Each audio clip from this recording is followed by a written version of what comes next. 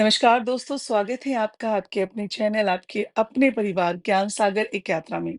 सबसे पहले माफ़ी चाहूँगी अगर आपको पीछे से कोई भी आवाज़ आती है, डिस्टर्बेंस आता है, तो उसको आप दरकिनार करते हुए पूरा वीडियो अंत तक देखेंगे, ठीक है? दूसरा देखिए मैं वीडियो के पीछे कोई म्यूज़िक नहीं लगाती हूँ क्योंकि मैं नहीं चाहती कि कोई प्रपंच किया जाए, ठीक है? म्यूज़िक लगाने से कुछ देर के लिए हो सकता है कि आप वीडियो में बने रहें, आपका इंटरेस्ट और बन जाए। लेकिन जो ज्ञान है ना, वो जितना शांतिपूर्वक सुना जाए, जितना ध्यान से सुना जाए, उतना ही अच्छा है।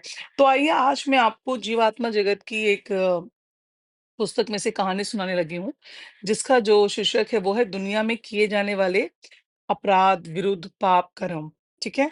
तो इसको ध्यान से सुनिएगा, ये बिल्कुल आपके लिए ही है अगर आप इस चैनल पे आए हैं और यहाँ तक आए हैं तो पूरा वीडियो अंत तक देखिएगा। तो दोस्तों कई बार हम सुनते हैं और अक्सर कहते भी हैं कि ईश्वर उनकी मदद करता है जो खुद अपनी मदद करते हैं। ये बिल्कुल सच है। सर्वशक्तिमान ईश्वर का यही असली नियम है। मान लीजिए आप निरंतर लोक में हैं, निमंतर लोक में आप हैं, ठीक है? लेकिन आप में उच्चतर स्तर पर जाने की सच्ची आकांक्षा है। निमंतर लोक वो होता है जो सबसे नीचे होता है, 1, 2, 3, ठीक है? 7 तल होते हैं। पहला तल, दूसरा तल, तीसरा तल। जो ये तीनों तल हैं, ये बहुत निमंतर तल हैं, एकदम नीचे, ठीक है? लेकिन अगर आपकी आकांक्षा है कि आपको ऊपर जाना है, ऊपर होते हैं उच्च लोक। जैसे ये चौथा जो हो गया, वो मध्यम लोक हो गया, फिर 5वां, छठा और 7वां जो हो गया, वो सबसे उच्चतम लोक हो गया। और आप यही मायने मतलब आप सोच रहे हैं कि मैं कुछ सुधारना चाहता हूँ, आपके यही मायने हैं कि मैं कुछ सुधारना चाहता हूँ, तो आपकी मदद के लिए ईश्वर सब कुछ करेंगे। सर्वशक्तिमान ईश्वर आपकी आध्यात्मिक उन्नति चाहते हैं। वह चाहते हैं कि आप सचमुच खुश हों। इसलिए यदि आप सुधार की थोड़ी-सी भी इच्छा प्रकट करेंगे ना, तो वो आपकी भरपूर मदद करेंगे। बिल्कुल वैसे ही है यदि आप स्कूल में पढ़ रहे हैं और आप चाहते हैं कि मैं स्कूल में फर्स्ट आऊँ, मैं अच्छे से पढ़ाई करूँ और आप स्वयं से पढ़ाई करेंगे तो टीचर भी आपकी मदद करते हैं ना फिर। तो माँ-बाप भी अच्छे से अपना दिलो-जान लगा देते हैं। उसी प्रकार है कि जब अगर हम अच्छी तरीके से चाहते हैं कि जीवन को व्यतीत करें और उच्च लोक में पहुँचे धरती पे तो सब कुछ बुरा ही कर रहे हैं हम लोग। चाहकर नहीं चाहकर भी कुछ गलतियाँ हमसे हो जाती हैं। कई बार हमें कुछ ऐसे शैतान दुष्ट लोग मिल जाते हैं, हमारी आत्मा पवित्र होती है, हम बहुत अच्छे होते हैं, हम सही-सही रास्ते पे चल रहे होते हैं, हमने अपने जीवन में किसी भी तरह का कुछ गलत काम नहीं किया होता। कभी मतलब कुछ गलत नहीं कर रहे होते हैं, लेकिन कोई ऐसी दुष्ट आत्मा हमारे जीवन में आ जाती है, जो हमारे साथ गलत कर देती है और हम भी कहीं न कहीं जाने-अनजाने में हम भी वो गलती कर बैठते हैं। फिर बाद में पछतावा होता है, यार मैं तो गलत ही दुष्ट इंसान के साथ फँस गया। ऐसा होता है आप लोग के साथ भी ऐसा ही होता होगा। बिल्कुल होता है, कमेंट ज़रूर कीजिएगा।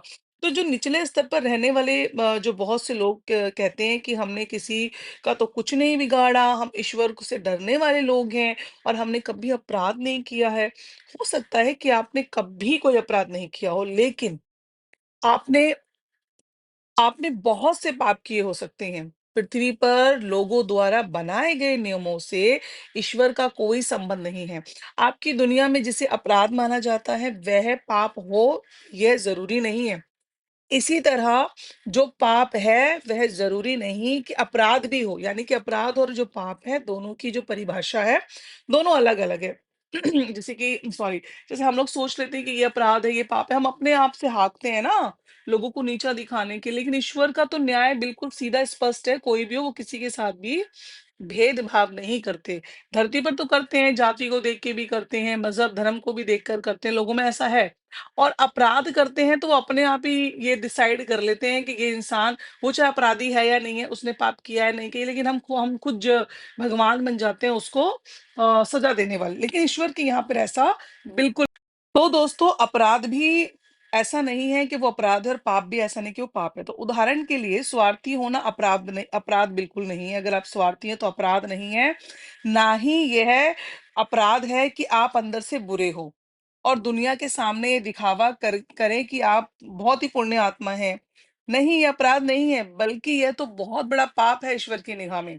तो आपने देखा, आपके द्वारा किए गए बहुत से अपराध अर्थात मानव निर्मित कानूनों को तोड़ना पाप नहीं है।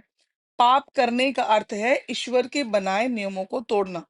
यानी कि किसी का दिल तोड़ देना, किसी के साथ बहुत प्यार के वादे करना, उसकी इज्जत के साथ खेल जाना, उसको सपने दिखाना, लड़की का लड़के के प्रति, लड़के का लड़की के प्रति, किसी की बहू बेटी को जला देना और दहेज के लालच में बहुत सारे ऐसे हैं जो कि हमें लगता है ये तो अपराध ही नहीं है। दहेज लेके शादी करना, किसी के माँ-बाप को तंग करना, चोरी-चकारी करना, ड्रग्स का काम करना, लोगों को नशे बेचना, ये बहुत बड़ा पाप है ईश्वर की निगाह में, बहुत बड़ा पाप। क्योंकि आप जो नशे का नशा बेच रहे हैं और आप सोच रहे हैं कि इससे मैं बहुत अच्छा काम कर रहा हूँ, ये अपराध नहीं है, लेकिन वही नशा आगे जाकर पता नहीं किसके पास जा रहा है। कौन-सी ऐसी आत्मा उसे ग्रहण कर रही है, क्या पता किसी की एक ही औलाद हो, जिसने ये ले लिया हो और उसके माँ-बाप बड़े परेशान हों, ठीक है? हम लोग कई बार सोचते हैं ये तो किसी अमीर के पास जा रहा है, तो अमीर कोई आपका दुश्मन थोड़ी ही है। अगर आप गरीब हैं, आप उतने अमीर नहीं हैं, सक्षम नहीं हैं, तभी तो आप ये काम कर रहे हैं। क्योंकि अमीर सिर्फ़ ये नहीं होता कि कोठी बना ली, घर बना लिया, बहुत पैसा हमारे पास में आ गया तो हम अमीर हो गए। हम दिल से भी अमीर होने चाहिए कि हमें कोई गलत काम नहीं करना। क्योंकि आज किसी की औलाद आपसे मर रही है, तो कल ये आपके पास लौट कर आएगा, ये पाप है ना, क्योंकि ईश्वर तो देख रहा है ना। आपको याद नहीं है, लेकिन आपको लग रहा है मैं कुछ गलत नहीं कर रही, नहीं कर रहा, लेकिन कहीं न कहीं जो आपकी निगाह में पाप नहीं है, अपराध नहीं है, वह ईश्वर की निगाह में महापाप है। क्योंकि उनके नियमों को तोड़ना मतलब बहुत मतलब ऐसा है ना कि पाप ऐसे होते हैं, ऐसे बहुत से पाप होते हैं जिन्हें आपकी दुनिया में गलत नहीं माना जाता। इसलिए जो धरती के लोग हैं, सर्वशक्तिमान ईश्वर के असली नियमों को समझने में भूल कर जाते हैं। कई पाप ऐसे होते हैं जिन्हें लोग गंभीरता से नहीं लेते और कुछ तो ऐसे होते हैं जिन्हें पाप माना ही नहीं जाता धरती पे। इसलिए धरती पर रहने वाले लोगों को के लिए जो है ये कहा जाना अच्छा नहीं है कि कौन-सा पाप उन्हें उनके असली घर जीवात्मा जगत के नियम स्तरों की ओर ले जाने वाले हैं। क्योंकि देखिए आप ये भूल जाते हैं ना, ये आपकी गलती है। तो आइए हम थोड़ा-सा समझ लेते हैं कि मनुष्य को अपने पापों की सज़ा भोगनी पड़ती है कि नहीं? तो आप जानते हैं। अब जो मैं बताने जा रहा हूँ, इसमें लिखा हुआ है बुक में कि जो बताने वो जा रहे हैं, उस पर विशेष ध्यान दीजिए, क्योंकि ये बहुत महत्वपूर्ण है। इसे समझने में आप बिल्कुल भी भूल ना करना। आप कहते हैं कि यदि दुष्ट लोग अपनी दुष्टता छोड़कर सन्मार्ग पर चलें, यानी सत्मार्ग पर चलें, तो ईश्वर उनकी ज़िम्मेदारी उठा लेते हैं। हाँ, बिल्कुल, ईश्वर ज़िम्मेदारी लेते हैं और उन्हें उठने में मदद करते हैं, लेकिन इसका यह मतलब नहीं कि मनुष्य के भले बनने की इच्छा ज़ाहिर करते ही ईश्वर उसे माफ़ कर स्वर्ग में उसका स्वागत करेंगे, बिल्कुल नहीं। चाहे जो भी हो, आपके अपने पापों का हिसाब चुकाना पड़ता है। ये बहुत बड़ी हेडलाइन है, इसको ध्यान रखिए। चाहे जो भी हो, आपको अपने पापों का हिसाब चुकाना पड़ता है। लेकिन यदि खुद को बदलने की आप में सच्ची लगन हो, तो ईश्वर आपकी मदद अवश्य करेंगे। और वो कैसे करेंगे? ऐसा नहीं है कि बहुत आपको थाली में सजा के कुछ दे देंगे, आपका जीवन सही रहेगा, आपको कष्ट आएँगे। केवल तब हो ये मतलब आपको ऐसा जो लगेगा ना कि मतलब वो मदद तो कर रहे हैं, मगर ऐसा केवल तब होता है, जब आप अपने पापों के लिए सच्चे मन से पश्चाताप करें।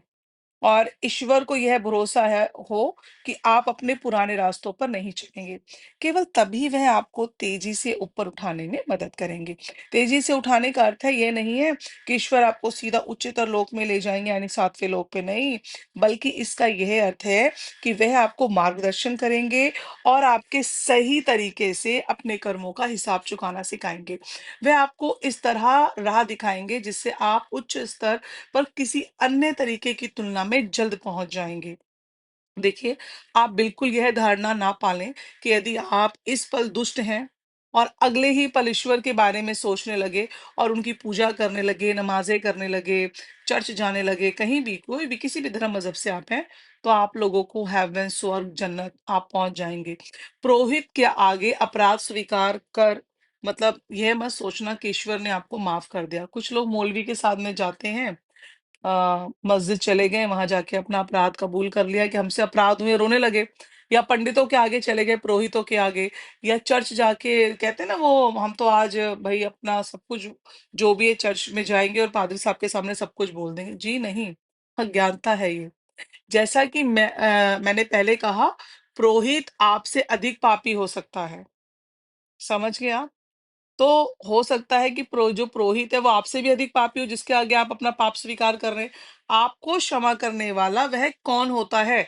धरती पर बनाए हुए मौलवी, पंडित, पादरी जो भी इंसानी रूप में यहाँ पर है वो कौन है आपको क्षमा करने वाले? अरे पापों के लिए क्षमा तो केवल सर्वशक्तिमान ईश्वर ही कर सकते हैं, लेकिन तब तक नहीं जब तक कि आप सच्चे मन से पश्चाताप ना करें। अच्छाई के लिए खुद को बदलने की आपकी आंतरिक अभिलाषा एकमात्र महत्वपूर्ण चीज है। ये ध्यान रखिएगा, अच्छाई के लिए आप खुद को बदलने की आपकी आंतरिक अभिलाषा एकमात्र महत्वपूर्ण चीज है। आपकी आंतरिक इच्छा एक सच्चे, ईमानदार और भला जीवन जीते हुए सर्वशक्तिमान ईश्वर तक पहुंचने की होनी चाहिए, ठीक है? क्योंकि व्यक्ति ना बहुत ही साधारण हो सकता है और हो सकता है कोई उसे दोबारा देखना पसंद ना करे। ऐसा होता है ना कि आपके ने आपसे किसी इंसान कोई इंसान है जो आपसे बहुत दिल में आपसे बहुत दुखी हो चुका है। उसको आपकी कुछ चीज़ें बिल्कुल पसंद नहीं है और वो आपको बार-बार सुधारने की कोशिश कर रहा है। कभी डाँट कर, कभी प्यार से कि आपके अंदर ये कमी है, इसको सुधार लो, इससे हमारा रिश्ता खराब हो सकता है, इससे आपका जीवन खराब हो सकता है। लेकिन वो इंसान उस वक़्त उसको समझ ही नहीं पा रहा। उसको क्या लग रहा है कि यार ये तो रोज़-रोज़ की लड़ाई है मेरे घर में, ये तो रोज़-रोज़ की चीज़ें हैं। हो सकता है वो आपकी माँ हो सकता है वो आपकी प्रेमिका हो सकता है वो आपकी बीवी हो सकता है वो आपका पिता हो सकता है वो आपका भाई हो सकता है वो आपका दोस्त हो, कोई भी हो सकता है वो। वो आत्मा जो आपसे जुड़ी है, आपको नहीं पता वो आत्मा आपके साथ क्यों जुड़ी है। वो आपको बार-बार एक ही चीज़ के लिए क्यों टोक रही है? तो आपके अंदर शायद वो कमी है। आपको आपको समझ नहीं आ रहा, आपको लग रहा है मैं तो बहुत अच्छा इंसान हूँ, मैं तो बहुत अच्छी इंसान हूँ, मुझ में वो कमी ही नहीं है। पर वो सामने वाला बंदा आपको हिंट दे रहा है कि आप में यह कमी है। इसे आप सुधार लो वरना आपका हमारा रिश्ता खत्म। तो क्या होगा? हो सकता है कि उसे आप दोबारा देखना ही पसंद ना करें या हो सकता है वो भी आपको देखना पसंद ना करे अथवा किसी को भी उसके मामूली लगने वाले सवालों के जवाब देने की ज़रूरत महसूस ना हो। उसको लगे मैं क्यों दूँ? मैं तो अच्छा हूँ, मैं तो दुनिया की मदद कर रहा हूँ, मगर ये प्रपंच है, ये षड्यंत्र है। आप 2 नंबर से काम से पैसा कमा रहे हो, आप चोरी कर रहे हो, बलात्कार कर रहे हो, गलत काम कर रहे हो और दूसरों के सामने आप एक पुण्य आत्मा बनकर घूम रहे हो। अपने परिवार में एक नकली मुखौटा लगा रखा है और बोलते हो कि मेरे तो आस-पास के लोग, मेरा तो परिवार, मेरे को तो कोई कह ही नहीं सकता कि मैं गलत आदमी हूँ, मैं गलत काम करता हूँ। उससे क्या फ़र्क पड़ता है? लेकिन एक ईश्वरीय शक्ति तो आपको देख रही है। आपका पाप आप पे लौट कर आएगा। आप बहुत अंधविश्वास में हैं कि आप क्या पाप लौट कर नहीं आएगा, ऊपर कोई ईश्वर नहीं बैठा, मृत्यु होगी और हम चले जाएँगे। चलो मान लिया ऊपर कोई ईश्वर नहीं बैठा, आपकी बात को हम बड़ा कर देते हैं कि आपकी ये बात मान ली, लेकिन क्या पाप पुण्य कुछ नहीं होता? आपको नहीं लगता कि आपका कर्म आपके पास लौट कर आपकी औलाद पर आएगा, आपके खुद के शरीर पर आएगा, आपके परिवार पर आएगा, कहीं न कहीं आप अपने किसी आपके जीवन में ऐसा होगा। देखिए मैंने तो बहुत बार देखा है कि हम जैसा करते हैं, अच्छा करेंगे, अच्छा आ जाता है, बुरा करेंगे, बुरा आ जाएगा। तो ये हमें पुस्तक यही चीज़ समझा रही है कि आप गलत कामों से पैसा कमाते हैं, गलत करते हैं, कुछ भी करने के बाद अगर आपके मन में ये धारणा है कि मैं एक अच्छा और मासूम सा चेहरा बना के दुनिया के आगे घूम के पुण्य आत्मा बन के घूमता रहूं, घूमती रहूं और उसके बाद हमें सजा नहीं मिलेगी, तो ऐसा बिल्कुल भी नहीं है। और अगर आप लोगों के आसपास ऐसे लोग हैं तो उन्हें यह वीडियो जरूर भेजिएगा। देखिए आपको ना आपको सुनना पसंद नहीं है तो ये आपकी गलती है। वो पुण्य आत्मा अगर आपके साथ कोई ऐसी आत्मा जुड़ी है, तो आपको सोचना चाहिए कि क्या वाक़ई में मुझ में ऐसा है? हो सकता है आपकी दुनिया में उसकी कोई हैसियत ना हो, लेकिन जीवात्मा जगत में उसका स्थान पृथ्वी पर के बड़े प्रसिद्ध हस्तियों में भी से भी अधिक ऊँचा हो सकता है। भई हो सकता है कि आपके सामने जो इंसान आपको समझा रहा है या जो भी व्यक्ति आपके साथ में है, तो आपके सामने उसकी कोई हैसियत ना हो ना। कोई भी हैसियत ना हो, लेकिन जो जीवात्मा जगत है, जब इंसान मर जाएगा, उसके बाद जो उसको योनि मिलेगी, उसको जो भी मतलब सॉरी तल मिलेगा उसको, योनि तो बहुत बाद में मिलेगी, तल जब उसको मिलेगा, तो उसी तल के अंदर हो सकता है यहाँ नहीं है, पृथ्वी पर नहीं है। वो प्रसिद्ध मतलब उसमें उसका इतना ऊँचा दर्जा नहीं है। वही हो सकता है ना जीवात्मा जगत में, लेकिन उसका स्थान जो है वो पृथ्वी पर जो प्रसिद्ध लोग रह रहे हैं, जो प्रसिद्ध नेता है, अभिनेता हैं या बहुत बड़े-बड़े अमीर लोग हैं, बहुत बड़ी हस्तियाँ जिन्हें दुनिया जानती है, हो सकता है उनसे भी ज़्यादा ऊँचा पद उसका वहाँ पर हो और वो सब लोग नीचे तल पे हो। हम पृथ्वी पर तो पैसा देख के, रंग रूप देख के, खूबसूरती देखकर तभी प्यार करते हैं, लेकिन कई बार हम ऐसे लोगों से भी प्यार कर लेते हैं, उन पे विश्वास कर लेते हैं जिनकी शक्ल-सूरत नहीं होती, जिनका आपके साथ कोई तालमेल नहीं होता और वो लोग जब आपके साथ गलत करते हैं तो आपको पश्चाताप होता है कि ये क्या हो गया? ऐसा होता है ना? मगर वो इंसान जिससे आपने सच्चे दिल से आपने उसको समझा, वो आपका दोस्त हो सकता है, वो आपका पड़ोसी हो सकता है, वो आपकी कोई भी हो सकता है। उसकी शक्ल अच्छी नहीं है, उसके पास में कोई एजुकेशन नहीं है, कुछ नहीं है, आपके साथ वो खड़े होने के भी लायक नहीं है। लेकिन वो इंसान ये भूल जाता है कि उसको भरी थाली मिल गई, उसको इतना अच्छा इंसान मिल गया और वो उसकी कदर नहीं करता क्योंकि वो उसको पहचान नहीं पाता, क्योंकि इस वक़्त कहाँ है?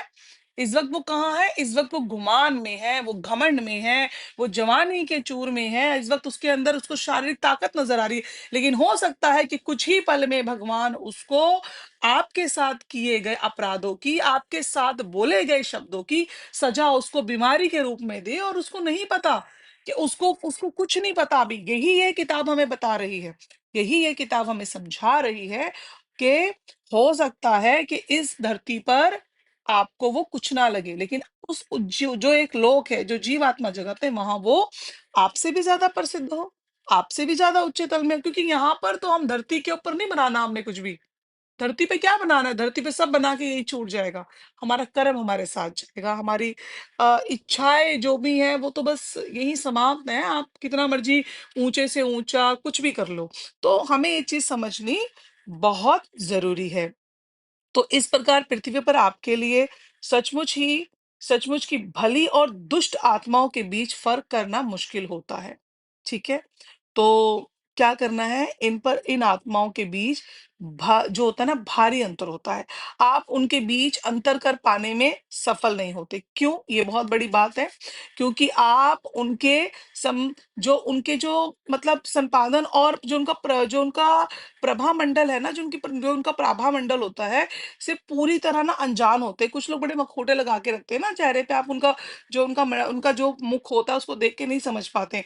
हाँ, कौन-सी आत्मा भली है और कौन-सी दुष्ट, यह समझ पाना तो आपके लिए सबसे कठिन है। कई बार पृथ्वी पर लोग किसी व्यक्ति को बहुत ही धार्मिक और पवित्र मान लेते हैं, लेकिन हो सकता है वह व्यक्ति बहुत ही दुष्ट हो। हमारी सलाह मतलब पुस्तक बोल रही है कि आपके लिए यह है कि यदि आप जीवात्मा जगत से सुरक्षित संपर्क कर सकें, खुद से मतलब जीवात्मा जगत से, तो वह आपको मार्गदर्शन प्राप्त करेंगे, ताकि दुष्ट आत्माओं की निरंतर संगति आपको भ्रमित कर निम्न स्तर की ओर ना खींच सके। तो इसके लिए आपको क्या करना है, जब आपको लगे ना कि मेरे जीवन में कोई भी, मेरा ये परिवार हो, बाहर के लोग हों, आपको उस इंसान के बारे में, वो कोई भी एक इंसान हो सकता है, घर का या बाहर का, कि समझ नहीं आ रहा कि ये इंसान ऐसा है और मैं ऐसा हूँ, तो कैसे चलेगा? इस इंसान को तो मेरा कोई ख़्याल नहीं है, मैं इसको बार-बार अगर ये बोलूँ कि तुम मेरा ख़्याल नहीं करते हो, तुम्हें कोई मतलब नहीं, कोई लेना नहीं, कोई देना, और वो इंसान बोले, "अरे! मैं तो ध्यान करता हूँ, करती हूँ, मैं तो ऐसे ही हूँ, मैं तो वैसा हूँ, मैं तो ये हूँ, मैं तो वो हूँ, मैं तो बड़ी अच्छी हूँ, मैं तो ध्यान करती हूँ, मैं तो इतना तुम पे खर्चा भी करती हूँ, मैंने तो ये भी किया।" जब वो इंसान ऐसी-ऐसी बातें बोलने लगे ना, मैं आपकी सेवा भी करती हूँ, मैं तो फलाना भी करती हूँ या करता हूँ, करती कोई भी हो सकता है, वो लड़का है, लड़की। तो कुछ देर के लिए अपने मन को शांत करें, पानी पिएँ और ना उस इंसान को अपनी दृष्टि में रखते हुए अपने अवचेतन मन से बात करें, ध्यान करें, मेडिटेशन करें। देख लीजिएगा कि कुछ दिन में ही वो आत्मा अगर आपके साथ जुड़ने वाली होगी, तो वो जुड़ जाएगी। नहीं तो उसके मुख से ही ऐसा शब्द निकले, क्योंकि आपका मन बार-बार बोल रहा है ना कि यह आत्मा दुष्ट आत्मा है। यह आत्मा दूसरों का पाप करती है। इसके मन में दूसरों के प्रति पाप चलता है। ये दूसरों का को तबाह करने की सोचती है। यह आत्मा दूसरों के बारे में बुरा सोचती है और भला बनने की कोशिश करती है। पहले ये आत्मा दूसरों को ये दिखाती है कि मैं बहुत अच्छी हूँ, दूसरों की मदद करती है, फिर उसके बाद में ये लड़कियों का भी इस्तेमाल करती है, ये सब कुछ करती है, उनको अपने प्यार के जाल में लेती है, बहुत अच्छा-अच्छा दिखाती है, ऐसी आत्माएँ बलात्कार करती हैं।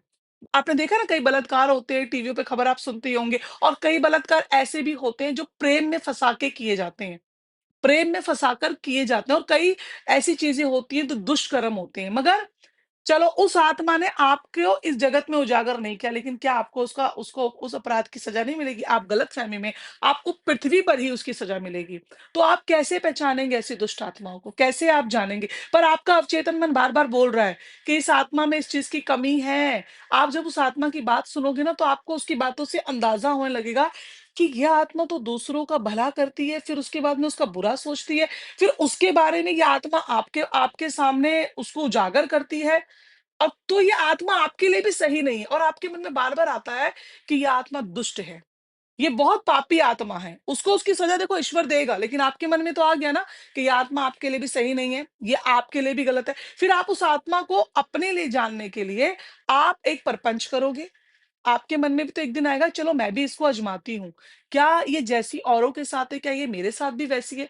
तो आप क्या करेंगे? आप उस आत्मा को बोलेंगे कि तू दुष्ट आत्मा, उसको बताना पड़ेगा, क्योंकि हमें उस आत्मा को इस पृथ्वी से जन्नत की ओर लेके जाना है, उसे स्वर्ग की ओर लेके जाना है, हेवन में लेके जाना है। तो हम ही तो उसको सुधारेंगे ना, हमारा फर्ज भी तो है कि उसको छोड़ थोड़ी देंगे, भाई तेरा मेरा रिश्ता खत्म, तू मेरी माँ नहीं, तू मेरा भाई नहीं, तू मेरा बाप नहीं, तू मेरा कोई प्रेमी नहीं, तू मेरा पति नहीं, कुछ नहीं, तेरा मेरा औलाद नहीं। ऐसा थोड़ी बोलेंगे, हमें वह आत्मा को सुधारना भी तो है। तो हम उस आत्मा को आगे से प्रवोक करेंगे, उसको हम आगे से यानी कि भड़काएँगे, उसको बोलेंगे, उसको गुस्सा दिलाएँगे कि तू दुष्ट आत्मा है, तू गंदी आत्मा है, तूने ऐसा किया, तू दूसरों का पाप करती है ना, तू दूसरों के बारे में बुरा सोचती है, तू ऐसी है, तू वैसी है। उसके बाद उसका गुस्सा बढ़ेगा, समझ गए आप? उसके अंदर वो कब तक बर्दाश्त करेगी? वो दुष्ट आत्मा, मैं आपको एक बात और बताऊँ, दुष्ट आत्मा जो होती है ना, 5 मिनट भी अपना गुस्सा बर्दाश्त नहीं कर सकती, क्योंकि वो वैसे ही है। वो वैसे ही है और आपको उसको ये रियलाइज़ कराना होगा कि आप ऐसी हो, तो वो क्या करेगी, 5 मिनट में फूटेगी। या तो वो आपसे रिश्ता खत्म कर लेगी, या वो आपकी बातों को अमल करेगी और अपने आप के अंदर सुधार लाएगी, क्योंकि आपको अच्छा बोलने वाले, आपको अच्छा मक्खन लगाने वाले, बटरिंग करने वाले आपको बहुत मिल जाएंगे, लेकिन आपको सही रास्ता दिखाने वाले लोग तो कम मिलेंगे ना। तो जब उस आत्मा को गुस्सा आएगा, तो वो आत्मा आपको वही शब्द बोलेगी जिसकी आपको उम्मीद थी। आप उसको बोलोगे, यही तो तेरी असलियत है, बस यही तो सामने लानी थी कि तू है ही ये, तेरी असलियत ही है, तेरी आत्मा ही दुष्ट है, तू समझ नहीं पा रही या पा रहा, पर तू है। अगर वो चाहेगी तो उसको रियलाइज़ेशन होगा, उसके मन में ये चीज़ें आएँगी और वो सुधरने की अपने अंदर इच्छा प्रकट करेगा और अपने करेगी या करेगा जो भी है, और वो अपने आप को सुधारेगी आत्मा, और वो आत्मा फिर आगे अच्छी तरीके से अपना जीवन व्यतीत करेगी। हो सकता है कि आपके साथ भी उसका जीवन हो आगे, या तो वो समझ कर वापस आएगी या फिर वो आपके जीवन से निकल जाएगी। तो इसके लिए आपको करना है मेडिटेशन, और आपको कहीं भी लगता है कि आपके आस-पास कोई ऐसी आत्मा है जिसको सुधार कर आपको जन्नत में लेके जाना है, हेवन में, स्वर्ग में, उसको नीचे नहीं रखना, वो अपराध कर रही है, तो आपका फर्ज है कि आप कोशिश करेंगे, लेकिन एक हद तक आप कर सकते हैं, ठीक है? आइए हम जानते हैं, शैतान का अस्तित्व नहीं होता। जानते हैं क्या क्या जो है, शैतान का अस्तित्व नहीं होता? कहा जाता है कि दुनिया में शैतान हैं, जो लोगों की बुद्धि को भ्रष्ट कर उन्हें बहला लेता है। तो हम आपको बताएँ कि हमारे संसार में कोई शैतान नहीं होता। कहाँ नहीं होता? जीवात्मा में। लेकिन यहाँ जीवात्मा जगत के निम्न स्तर होते हैं, जो स्तरों पर, और साथ ही आपकी पृथ्वी पर दुष्ट लोगों के होने के कारण शैतानों का अस्तित्व होता है। इन शैतानों ने आपकी दुनिया को, मतलब बड़े ध्यान से सुनने वाली बात है, अगर समझ ना आए तो दोबारा से वीडियो को पीछे करके स्किप करके सुनिएगा। मतलब कि पृथ्वी पर नरक जैसा बना दिया है, ठीक है? पृथ्वी पर आप सभी भली-बुरी और दुष्ट आत्माएँ साथ मिलकर रहती हैं। लेकिन यहाँ जीवात्मा जगत में भली आत्माएँ बुरी अथवा दुष्ट आत्माओं को दुष्ट आत्म के साथ जो है नहीं रहती है। यानी कि जो पृथ्वी पर तो हम सब मिले-जुले लोग रह रहे हैं ना, अच्छी आत्माएँ भी रह रही हैं, दुष्ट आत्माएँ भी रह रही हैं, ऐसा ही तो है ना? और बुरी आत्माएँ भी रह रही हैं। बुरी और दुष्ट में फ़र्क है, बुरी थोड़ी बुरी होती है ना, दुष्ट बहुत दुष्ट होती है। और जो अच्छी आत्माएँ भी होती हैं, जो भली आत्माएँ होती हैं, तो हम सब मिल-जुल के ही तो रह रहे हैं पृथ्वी पे। तभी तो लड़ाई, झगड़ा, मर्डर सब चीज़ें होती हैं, चोरी सब कुछ तो होता है ना। लेकिन जो उच्चतर जो यानी कि जीवात्मा जगत है, वहाँ पर ऐसा नहीं होता। वहाँ पर होता है जो सारी भली आत्माएँ वो एक साथ रहती हैं, सारी बुरी आत्माएँ एक साथ रहती हैं, और सारी दुष्ट आत्माएँ एक साथ रहती हैं। जीवात्मा जगत में आपको मतलब इस बात से डरने की ज़रूरत नहीं कि कोई दुष्ट आत्मा आपको नुकसान पहुँचाएगी। अथवा कोई बुरी आत्मा आपसे छल करेगी। ये सभी भली आत्माएँ एक साथ मिल-जुल कर प्रेम से रहती हैं, एक-दूसरे की मदद करती हैं, और कोई भी किसी को नुकसान नहीं पहुँचाए। देखिए, भली आत्मा वही होती है जो दूसरे की मदद करे, लेकिन उसका कभी बुरा ना करे।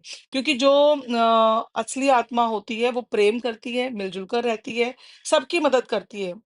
और किसी का नुकसान नहीं पहुँचाती। जो मदद करके भला इंसान बनकर दूसरों के साथ बुरा करता है, वो दुष्ट आत्मा होती है, इस बात का ध्यान रखिए। बुरी आत्माएँ साथ रहती हैं और एक-दूसरे को धोखा देती हैं। उन्हें ईर्ष्या, बेईमानी और एक-दूसरे के लिए भावनाएँ भरी रखती हैं। वहाँ पर जीवात्मा जगत में ना इन सबको एक साथ कर देते हैं। इनका यही कि तुम सब एक साथ रहो, अब एक साथ करो जो करना है, ठीक है? और वे एक-दूसरे को नुकसान भी वहाँ पहुँचाती हैं।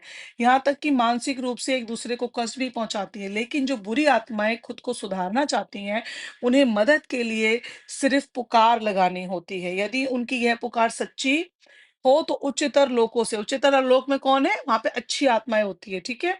और उच्चतर लोक कौन-सा हो गया? आपका छठा, 7वाँ, ठीक है? तुरंत ना उनकी मदद की जाती है, ठीक है? उच्चतर लोकों की अनेक दयालु आत्माएँ उनकी मदद के लिए आती हैं और उन्हें कष्ट से बाहर निकालने की कोशिश करती हैं।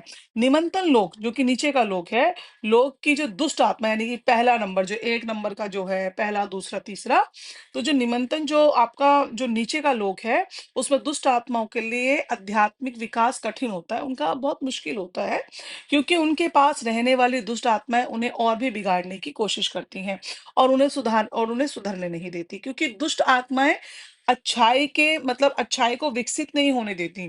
इसलिए उन जो है ना उनको सुधार जो होता है ना चाहने वाली जो जो आत्माएँ सुधार चाहने वाली होती हैं, वो दुष्ट आत्माओं को उनका जो होता है परिवर्तन असंभव तो नहीं, लेकिन बहुत मुश्किल ज़रूर होता है।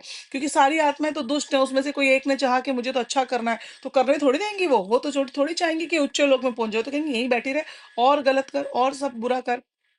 लेकिन कुछ दुष्ट आत्माएँ निमंत्रण में सदियों तक रह जाती हैं। सदियों मतलब लाखों, हज़ारों, करोड़ों वर्ष क्योंकि उनमें अच्छाई की और बढ़ने की इच्छा बिल्कुल नहीं होती। ऐसी आत्माएँ जो होती हैं सुधार चाहने वाली आत्मा को रोकने की कोशिश करती हैं, क्योंकि वह अकेले नहीं रहना चाहती ना, वो तो वहाँ अकेली पड़ी रहेगी तो वो सोचेगी इसको मैं जाने ना दूँ, अगर ये चला जाएगा या ये चली जाएगी आत्मा, तो मैं तो यहाँ अकेली हो जाऊँगी। तो वो सोचती है कि इसको भी यहीं रहने दें, इसका भी विकास ना हो। इस प्रकार निरंतर लोकों से उठना मुश्किल है। लेकिन यदि आप सच्चे रूप से पश्चाताप करें, तो यह असंभव भी नहीं है। तो उन्होंने बोला असली जो शैतान वह ही होते हैं जो दूसरों को अपनी तरह दुष्ट बनाने की पूरी कोशिश करते हैं। यदि दूसरे उच्चतर लोगों तक उठना चाहते हैं, तो ऐसी बुरी आत्माएँ पूरी ताकत के साथ उन्हें हतोत्साहित करती हैं और यहाँ तक कि यदि संभव हो उन्हें नुकसान पहुँचाने की भी कोशिश करती हैं, ताकि वे ना उठ सकें, समझ गए आप? तो आपने मतलब अच्छे काम पहले ही धरती पे कर लीजिए आप लोग। अब आइए सर्वशक्तिमान ईश्वर के बारे में चर्चा करें। आपको ईश्वर के बारे में बताने की कोई आवश्यकता नहीं है क्योंकि हर आदमी उनके बारे में अर्थात हमारे स्वर्ग के स्वामी, जन्नत के स्वामी, हेवन के स्वामी और हमारे विश्व सहित अन्य अनेक विश्व के पिता के बारे में हम जानते हैं क्योंकि हम सबका पिता एक ही है भाई। ये तुम्हारे हमारे कहने से नहीं होगा पृथ्वी पे ना कि मेरा तो अलग है, मेरा तो अलग है, मेरा तो अलग है। हम सबका पिता जिसने धरती पे हमें भेजा वो एक ही है। ईश्वर प्रेम, करुणा, न्याय और ज्ञान की खान है। वह स्वर्ग के न्यायशील स्वामी हैं, जो कभी किसी भी आत्मा के साथ अन्याय नहीं करते। उनकी एकमात्र इच्छा हमेशा आपकी उन्नति में मदद करने की होती है। वह आपको अपने कुविचारों से छुटकारा पाने में, अपनी आत्मा को शुद्ध करने और खुद को खुशहाल बनाने में आपकी मदद करते हैं। उनके पास कई ऐसे मददगार होते हैं जो निमंत्रण लोगों की आत्माओं का भी मार्गदर्शन करते हैं। इसलिए आप इस बात को लेकर निश्चित रहिए कि उनकी करुणा और प्रेम कभी व्यर्थ नहीं हो जाते और वे दुष्टतम आत्माओं को भी उच्चतर लोकों की ओर ले जा सकते हैं। यानी कि जो पिता का प्यार है ना वो तो सबके लिए बराबर है भाई, सबके लिए बराबर है। वो हमारी सोच है कि उसको ज़्यादा करेंगे, मुझे कम करेंगे, नहीं अगर आप दुष्ट आत्मा में हैं और आप पहले नंबर पे हैं, समझ गए आप? तो भी वो आपकी मदद करेंगे ही करेंगे, बस ये आपके अंदर होना चाहिए। तो जी आज का जो वीडियो है मैंने बहुत ध्यान से आपको समझाया है, तो आपको समझ आया होगा लेकिन हम थोड़ा-सा आगे बढ़ते हैं, मनुष्य जो बोता है वही काटता है। तो ये थोड़ा-सा और समझ लेते हैं कि ये क्या है? देखिए पृथ्वी पर बहुत से लोग आमतौर पर मृत्यु के बाद भी जीवन है मतलब जो है मृत्यु के बाद भी जीवन है, इसमें विश्वास नहीं करते। जो विश्वास करते हैं वह तो शाश्वत शांति में भरोसा करते हैं और मानते हैं कि उनका इसका अर्थ है हमेशा-हमेशा के लिए सोते रहना। कितना मूर्खता भरा निष्कर्ष है और कितना जो है भ्रांत विचार है उन लोगों का। तो जीवात्मा जगत में हम पृथ्वी पर आपकी तुलना में अधिक जीवांत होते हैं। पृथ्वी से ज़्यादा जीवांत होते हैं वहाँ पे हम लोग, क्योंकि हम शरीर के दुःख दर्द से मुक्त होते हैं। हम लगभग हमेशा ही प्रसन्न रहते हैं और हम भौतिक शरीर के बोझ से मुक्त जीवात्माएँ होती हैं। हम वह कार्य कर सकते हैं जो हमें पसंद है, हमारा आपस में झगड़ा नहीं होता, हम एक-दूसरे को दुःख नहीं पहुँचाते और हम कभी भी चोरी ड्रग्स वाले काम, गंदा काम, नशे का काम, लड़कियों का बलात्कार ये सब चीज़ें नहीं करते, एक-दूसरे को नुकसान नहीं पहुँचाते। इसलिए हमें अपने घरों की सुरक्षा करने की ज़रूरत नहीं पड़ती।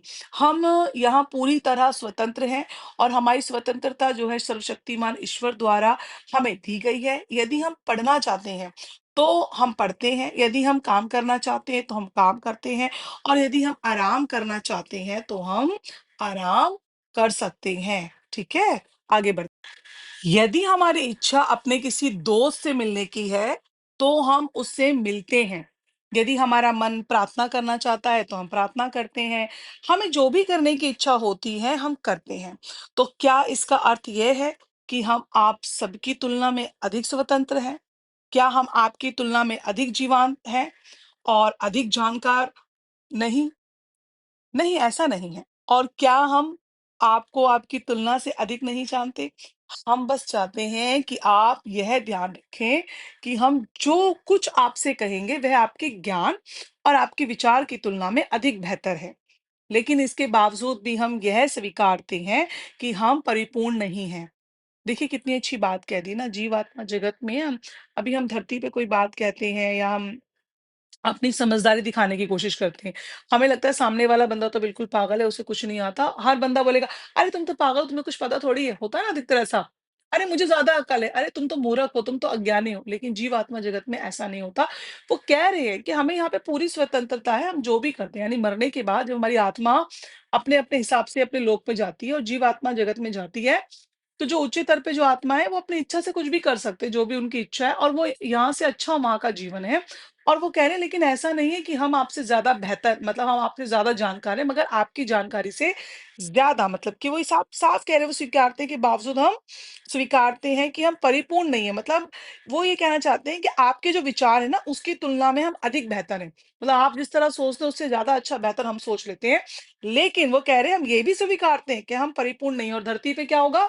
थोड़ा-सा ज्ञान मात्र हो जाए, उसके बाद तू कौन? तुम्हें तो कुछ अक्ल ही नहीं है, तुम्हें तो कुछ पता ही नहीं है। हम इस तरह की बातें करते हैं ना, तुम्हें तो कुछ नॉलेज ही नहीं है। माँ के आगे बोल पड़ते हैं, "अरे मम्मी आपको क्या पता आज का जीवन कैसा है? अरे डैडी आपको क्या पता आज का जीवन कैसा है?"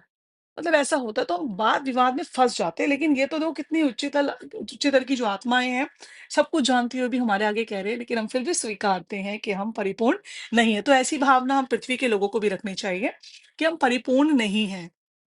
हम भी सीख रहे हैं। केवल ईश्वर के पास पहुँचकर ही हम जो है अपने आप में पूर्ण और शुद्ध हो सकते हैं। अब जबकि आप हमें पूरी तरह समझने लगे हैं, हम जीवात्मा जगत के निवासी आपके लिए यह संदेश भेजना चाहते हैं, ताकि हम आपका मार्गदर्शन कर सकें। जीवात्मा जगत की तुलना में आप पृथ्वी जगत द्वारा एक उच्च आध्यात्मिक स्तर पर काफ़ी तेज़ी से पहुँच सकते हैं। हमारे सर्वशक्तिमान ईश्वर के कुछ नियम होते हैं, ठीक है? तो नियम के बारे में आपको बताऊँगी, जिनका सभी आत्माओं द्वारा बहुत ही सख्ती से पालन किया जाता है। सबसे महत्वपूर्ण है कि आप जो बोएँगे, वही काटेंगे। बार-बार समझ लीजिए, आप जो बोएँगे, वही काटेंगे। अर्थात आप जैसा करेंगे, आपको वैसा ही फल मिलेगा। आप किसी के साथ गलत कर रहे हैं, आपको गलत मिलेगा। आप किसी के साथ जो भी कर रहे हैं, आपकी निगाह में वो सही हो सकता है, ईश्वर की निगाह में वो सही नहीं है। तो ये आप समझ लीजिए, अपने आप से पूछिए, आप कितना मर्ज़ी अपने अंदर से बोले, मैंने तो गलत ही नहीं किया, मैंने तो गलत ही नहीं किया, मैंने तो गलत ही नहीं किया। भाई गलत किया है, वो गलत है, ईश्वर की निगाह में गलत है। आप अपने आप से जो मर्ज़ी सोच के बुनो, कोई फ़र्क नहीं पड़ता ईश्वर को, क्योंकि सर्वशक्तिमान ईश्वर का हृदय बड़ा दयालु और प्रेम भरा है से बिल्कुल प्रेम से भरा हुआ है। आपकी तरह उनका दिल नहीं है। आपके अंदर ना तो दयालुता है पृथ्वी पे रहने वाले लोगों के, ना ही तो प्रेम भरा हुआ है। प्रेम भी झूठा है, वो कुछ देर का होता है और वो बस प्रेम नहीं होता, वो छलावा होता है। लेकिन ईश्वर ऐसा नहीं है। इसलिए मनुष्य उनके प्रेम और उनकी दया का फ़ायदा उठाने लगते हैं। ठीक है? लेकिन ईश्वर ने आपको एक अवचेतन मन अथवा अंतर जिसे बोलते हैं ना अंतःकरण दिया है। हमेशा बोलते हैं ना हमारे अंदर से आवाज़ आ रही है, वो आवाज़ वही होती है, दिया है। यह अवचेतन मन इस सिद्धांत पर काम करता है कि आप जैसा बोएंगे वैसा ही काटेंगे, अच्छे के बदले अच्छा और बुरे के बदले बुरा, कोई अन्याय नहीं। यदि आप अच्छे हैं तो जीवात्मा जगत में आप प्रसन्नता पाएंगे। यदि आपने किसी को नुकसान पहुंचाया है तो आपको इसका हिसाब चुकाना पड़ता है, और आपका अपना अवचेतन मन आपको दुख का अनुभव कराता है। आप दुखी होते हैं, आपको दुःख का अनुभव होता है, आप कितना मर्ज़ी किसी को गाली दे लो, कितना मर्ज़ी बुरा बोल लो, लेकिन आपको नहीं पता शायद बुरे आप ही हैं। मगर ये ईश्वर जानता है कि आप बुरे हैं, आपने गलत किया है। यह आपका अपना अवचेतन मन ही है जो आपको सच्चा न्याय दिलाता है, कोई दूसरा नहीं। आपका अपना ही अवचेतन मन बिना आपकी जानकारी के आपको न्याय दिलाता है। आपका भौतिक मन तो यह भी नहीं जानता कि आप दुखी क्यों हैं। कर्मों के अनुसार आपको आपका इनाम या आपकी सजा अपने आप मिल जाती है। इससे आप यह जान पाएँगे कि सर्वशक्तिमान ईश्वर अत्यंत दयालु है। आपके बीच में वो आत्मा भेजेगा, अच्छे लोग भेजेगा, लेकिन आपकी इतनी दुष्टता होगी, इतने आप गलत होंगे, तो आप क्या करेंगे? वो आपसे इंसान वापस चला जाएगा, खो जाएगा आपसे। ठीक है? तो आप तब पछताएँगे, आपको हो सकता है कुछ टाइम बाद पछताएँ भी ना, क्योंकि आपके पास बहुत सारे धरती वालों के पास ऑप्शंस होते हैं ना, तो वो आज यहाँ से प्रेम करेंगे, कल कहीं और प्रेम कर लेंगे।